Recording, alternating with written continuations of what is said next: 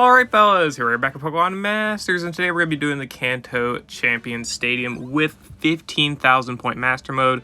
This isn't going to be off-typing or anything, but it is going to be some pretty limited runs, I would say. Not like, I'm not going to go into Ice Week stages with friggin' Irida, Dana, and Neo Champion Red, alright? That's going to obliterate it. And Electric, if I had them, I'm not going to go in with like Neo Champion Blue, Ash, Signature Thunderbolt Red, or anything like that.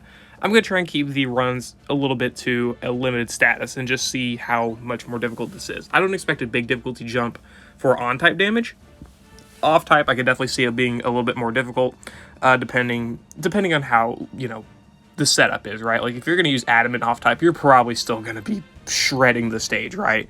But if you're using someone, again, like how I off-typed with Battle Point Valerie before, it may be a lot harder to do that now.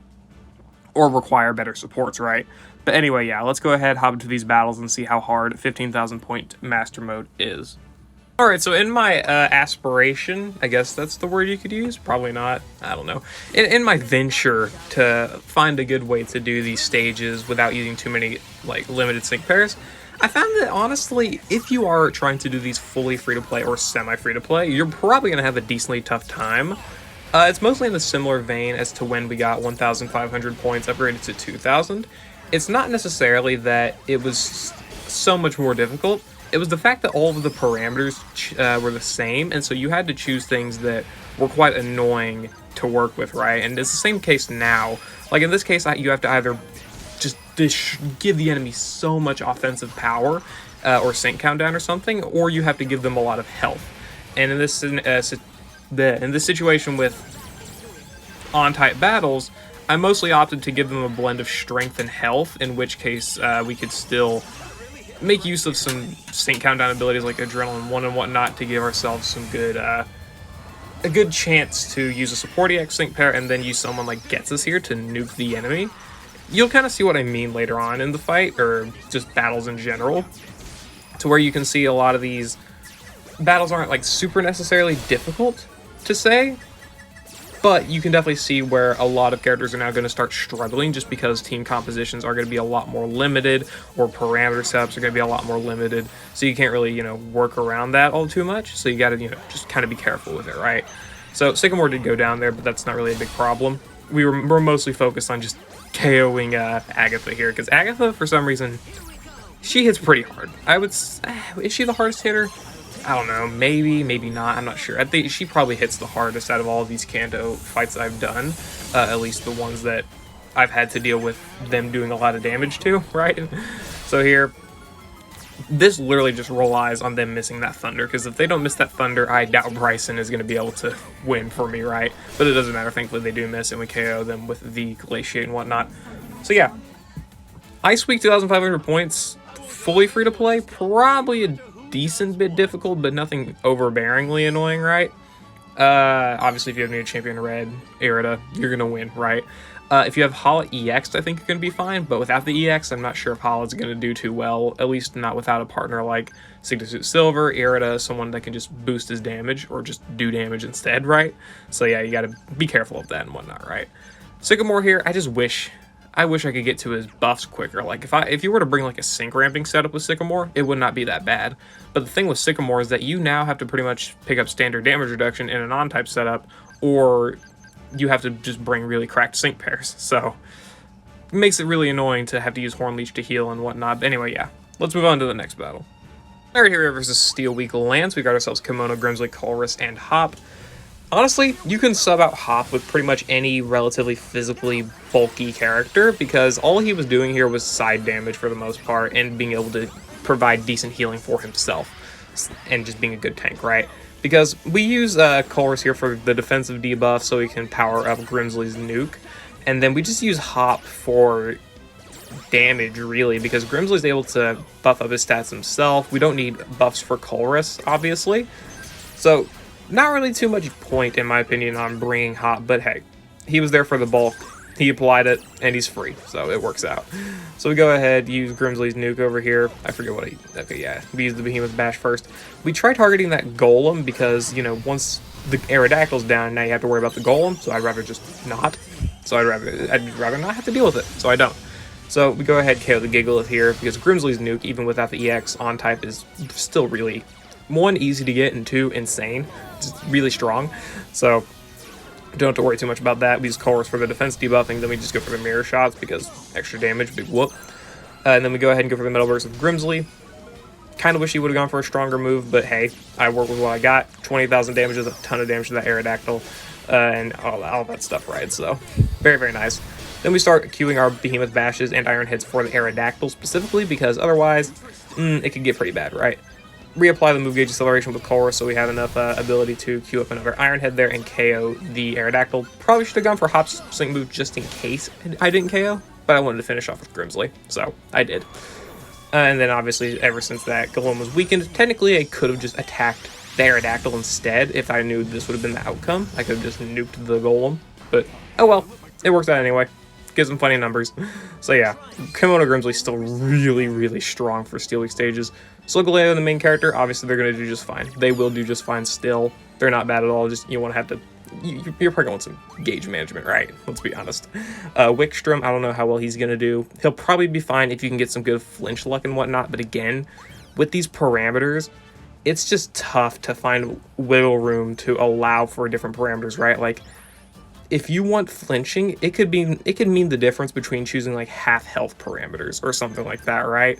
So it really is kind of restricting your team building. Again, that's just the biggest things with the upgrades from 1,500 points to 2,000, and then what, 2,500 to 3,000? It was just straight up dealing with all the parameters and not having new ones. But yeah, let's move on to the next battle. Alright, Hero versus Flying Week Bruno, and we've got our technically first and second ever limited sync pair, because technically Rachel is limited. But I'm finding some use for Rachel literally instantly after pulling her, right? Because I pulled her yesterday, and now I'm actually getting to use her. So, we use her to power up Skyla's nuke, because we don't really get too many chances to use Skyla's trainer move. We're kind of just focused on damage or flying zone settings, so I do have to worry about that. We use the main character over there to buff ourselves the special attack, so we get ourselves that max as well. And we got this X speed all here with Rachel and max nuke for Skyla, right? I didn't expect it to KO Bruno. I don't know why I didn't expect it. I mean, +6 speed, +6 special attack. They've got a status change. This is the full nuke for Skyla, so like obviously it was KO'd. I don't know why I didn't expect it to, but well, it does. And I'm like, oh, okay, now I'm kind of stuck dealing with these sides, because if the sides touch me, it ain't gonna be pretty, right? So we're kind of now just stuck using Air Cutter, and for some reason Air Cutter just wants to miss a lot. It doesn't end up being too bad, but it does miss on occasion, and it's kind of like freaking me out. I'm like, what if it misses the wrong side or something, right? Just unsettling. And they get hit with confusion, which is very, very good as well. I'm pretty sure I used this opportunity to set up flying zone. Yeah, there we go. We don't... Yeah, see, it missed that other side, so it didn't flinch them, and so we had to take that big force of attack, right? Little annoying. Quite annoying, but it doesn't really matter in the end. We KO that side there with the sync move here from Skyla. Guess it just goes to show you don't need a DPS, or I don't know. Guess you kind of really don't, not anymore. You don't really need a DPS unit. You can just rely on the big strong nuke that you have to work with, right? There we go, they queue up the Sludge Bomb, we use Air Cutter, they get flinched, and then we queue up our last Air Cutter, and bye-bye, Area Dose. So there you go. Rachel was very, very good for this battle, honestly. Her healing was very, very nice for keeping herself alive, duh. And then obviously the speed buffs for Skyla and just the whole team. Main character and Torchy for the crit and special attack buffs, and then just Skyla with the nuke. Not bad, right? Not bad. But obviously you would expect as much. Also, if you haven't noticed, yeah, I did candy my Anniversary Skyla to 5 out of 5. No regrets. Well, maybe regrets. If I pull her on the mixed scout, it would be a little unfortunate, because if she gets the 5, if she gets the Pokefair tiles, I would have candied her anyway. No questions asked. But I probably should have held off, because in the off chance that I may have gotten her from the mixed scout or something, it would have been better just to have waited, right? But anyway, yeah. That was the battle versus Flying Week Bruno. Let's go on and go to Electric Week Lorelei, which you could probably guess the setup, right? Alright, here versus Electric Week Lorelei. We got ourselves obviously Skyla, Elisa, and Volkner. The most basic, the most classic of a lot of these electric type setups, right? This is the OG electric type team, I would probably say anyway. Well, no. You could replace Skyla for someone who buffs crit, maybe. Because obviously Elisa used to not have Critical Eye, right? So, I don't know. Either way, use Volkner for the flinches. This setup did require quite a few resets. Well, not quite a few, but a solid number. just because the liquidations, as you can see, that liquidation is going to KO Skyla, and you need Skyla to survive at least a little bit, and you also need to be able to do enough damage to KO. Get a little bit lucky in some areas with flinches and whatnot. You do need NPR with Skyla to KO the sides with the specific parameters I have set up. So yeah, just a couple different conditions that could make it a little bit annoying, but it's not too bad, just all in all. The flinches here literally do not matter with Volkner. If anything, I'd probably queue up Wild Charge if you have the gauges to, with Volkner, but you really should KO just fine, honestly, if you get a decent number of damage rolls, right? Because, you know, we KO right there, goodbye. Boom, boom, not too bad. Overall, not too bad, right? But it is kind of showing that these points being boosted so much are kind of starting to phase out a lot, just a lot of characters in levels of strength, right? Because back in like 1,500 point master mode, you could still get by with using Wolfric or just other mediocre characters, right? But now you've got to either use stronger attackers or you've got to use really good supports, right? So it could just be annoying. It could be... it's just power creep, right? It's just how power creep works in these games. But thankfully, obviously, the rewards for 3,000 points, specifically 15,000 points, aren't really insane. You get, like, I think 15 power-up tickets and, like, 5 or 10 champion spirit or something. It's not good rewards, right? It's not good rewards, so it's really just for those who want either the very small amount of champion spirit or tickets or whatever, or just those who want to go for extra points. But anyway, yeah, let's move on to blue. Right here versus Poison Week Blue, we got ourselves Sonya, Looker, and Roxy. This is surprisingly probably the easiest win, the most smoothest win, I guess you could say. Very, very simple, very, very easy, really. It's just spamming Poison Jab for the most part. You gotta try and land the poisons very early on, I would say. I mean, I would try and get a poison on the middle, the first or second turn, otherwise just reset. I have Toxic Chance with Roxy, so I can live with that. It's not a real big issue. And we do land the poison on the other side as well, so we got very, very lucky with that. You don't need NPR with Sonya because you don't really have the gauges to spam Poison Jab anyway, so it's not a big problem to go with a Dire Hit Plus for Looker or the Trainer move with Roxy, so you can get their crit maxed. So going for the NPR with Sonya doesn't really provide much, but you do want to use those potions probably the third turn in order to make sure you have gauge acceleration, just in case Sonya goes down after using her Sync move, because that Draining Kiss may KO or whatever move the Sylveon uses, but in this case it doesn't. We barely survive, which is very, very nice. Like, look at that. Not a lot of by a skin of our teeth, right? I did think I had ally healing not selected, but apparently I did, so I had to deal with that. But thankfully we just barely survived, right? And not that it really mattered, honestly. It just kind of helped us get sync countdown. That was pretty much it.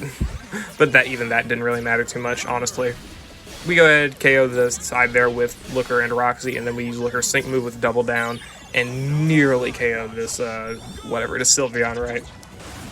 But then we end up just finishing off the Roxy anyway, just barely. Again, if you have specific EXs here like Roxy or Looker for the damage, they may be more worthwhile to go for. Really, honestly, Stadium now is just a matter of who do you have EX, that's who you prioritize building around. Like, if you have Roxy EX, you can definitely get an easy win in, right? If you have Looker EX, same thing. If you have Sonya EX, like I do, then you obviously would go for the support EX and just kind of build your setup around that. So, honestly, it's just kind of how the Stadiums are now. Whoever you have EX, that's generally who you're going to want to build around. If you bring a support character that's EX, you're going to build around them. If you bring a tech nuker, you're going to build around that nuke and trying to set it up as fast as you possibly can, right? Anyway, yeah, that's my inputs and whatnot on 15,000 point Champion Stadium Master Mode.